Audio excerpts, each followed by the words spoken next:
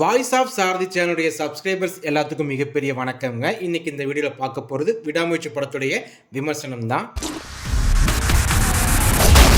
விடாமுயற்சி பெரிய எக்ஸ்பெக்டேஷன் இல்லாமல் தான் படத்துக்கு போனேன். ஏன்னா முன்னாடியே தெரிஞ்சிருச்சு இது கண்டிப்பாக எந்த மாதிரியான படமாக இருக்க போகுது, எந்த மாதிரி ஸ்க்ரீன் ப்ளே வச்சு பண்ண போகிறாங்க அப்படின்ட்டு.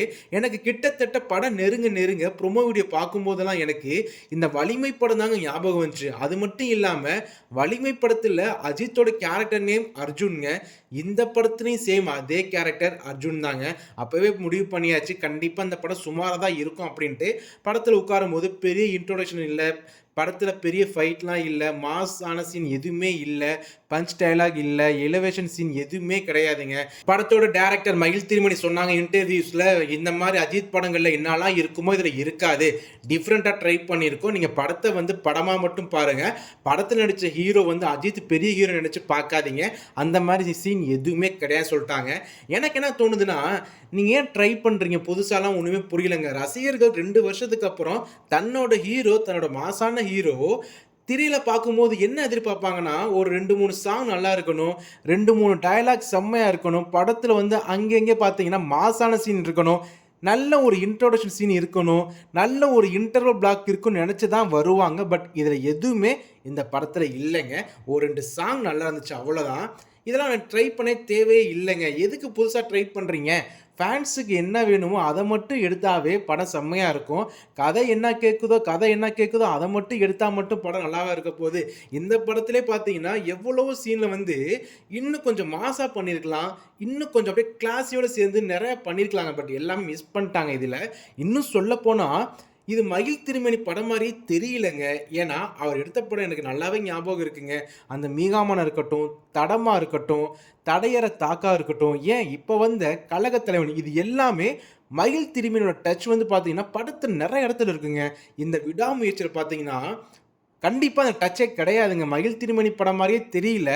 இப்போ டவுட் வருது எனக்கு, ஒருவேளை இந்த வலிமையாக இருக்கட்டும், துணிவாக இருக்கட்டும், நேர்கொண்ட பார்வை, இது எல்லா படத்துக்கும் தோல்விக்கு காரணம் நம்ம டேரக்டர் ஹச் வினோத் நினச்சோம்.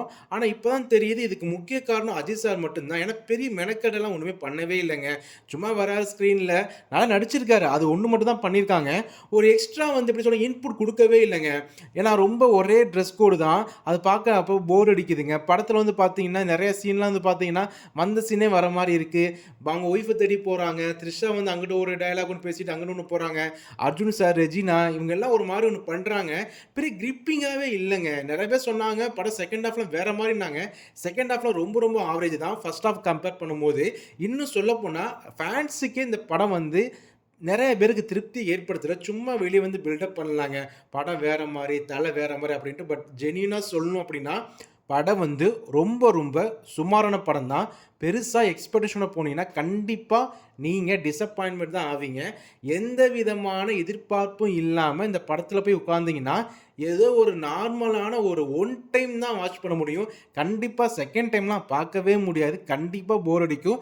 ஏன்னா முதல் வாட்டி பார்க்கும்போது நிறைய சீன்லாம் உட்காரவே முடியல. நிறைய பேர் எனக்கு பக்கத்து சீனில் உட்காந்தவங்களாம் பார்த்தீங்கன்னா தம்மடிக்கு வெளியே போனாங்க, டீ குடிக்க வெளியே போனாங்க.